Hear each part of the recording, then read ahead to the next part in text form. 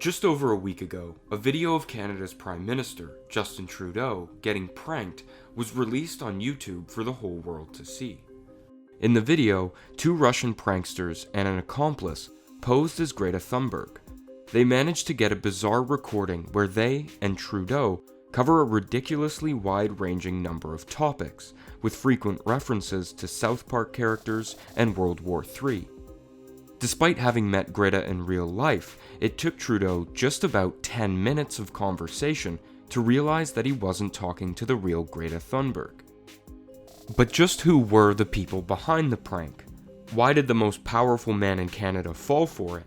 And what does it tell us about the relationship between politicians and media celebrities? The pranksters who managed to get on the phone in a supposedly one-on-one conversation with the Prime Minister are by no means new to this. The duo go by the name of Vovon and Lexus, and over the years they've amassed an impressive list of household names that they've successfully pranked on tape. Their real names are Vladimir Kuznetsov and Alexei Stolyarov, and they're originally from Russia if you couldn't already tell from their names. In the past, they've teamed up with impersonators and done some impressions themselves to get on the phone with their intended targets. The names of their victims is an impressive list of some of the most powerful figures in the world today, including, but not limited to, the official American ambassador to the United Nations, French President Emmanuel Macron, and the former president of the Soviet Union, Mikhail Gorbachev. Their YouTube channel is chock full of videos depicting their prolific shenanigans, and they've garnered a great deal of international press. The channel itself, called Vovin222 Prank, has amassed over 45 million views and an impressive 110,000 subscribers. They've impersonated a great number of people, from Putin to the president of Armenia, but pretending to be Greta has become a favorite tactic of theirs. Possibly because the young climate change activist seems to wield tremendous influence but lacks the regimented and official channels of most leaders. Regardless of why, within the past year alone, they've successfully duped Bernie Sanders. Hi, Greta. How are you? Kamala Harris. Hello, I'm Greta. glad we can talk. Congratulations on all of your leadership. And even Prince Harry. Hello, it's Harry. Good evening. So by the time they managed to get on the phone with Justin Trudeau, they were well prepared. The fake Greta wasted no time asking a series of ridiculous and loaded questions at breakneck speed, moving from topics such as the imminence of World War III to the United States' influence in Iraq, and even told Trudeau to leave NATO, drop your weapons, pick flowers, and smile at nature. Trudeau seemed relatively unfazed by these wild comments.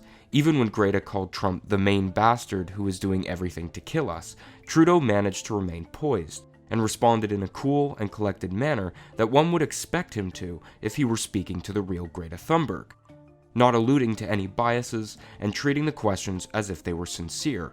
But they weren't, and the pranksters made several hints. The final straw for Trudeau, and when he finally clued in, was when Greta, almost 9 minutes in, pointedly asked to meet with Terrence and Phillip, two Canadian celebrities in the animated series South Park, which is infamous for its obscenities and puerile humor. However, this wasn't the first time she'd asked about Terrence and Phillip. The pranksters sneaked their names into the conversation for the first time in the first 5 minutes, though Trudeau didn't pick up on it that time.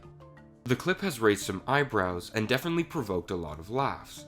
The recording was made over a year ago, but was just released last week. In that time, the PMO has released an official statement stating that this is not the first prank call of a world leader, and that the Prime Minister determined the call was fake and promptly ended it.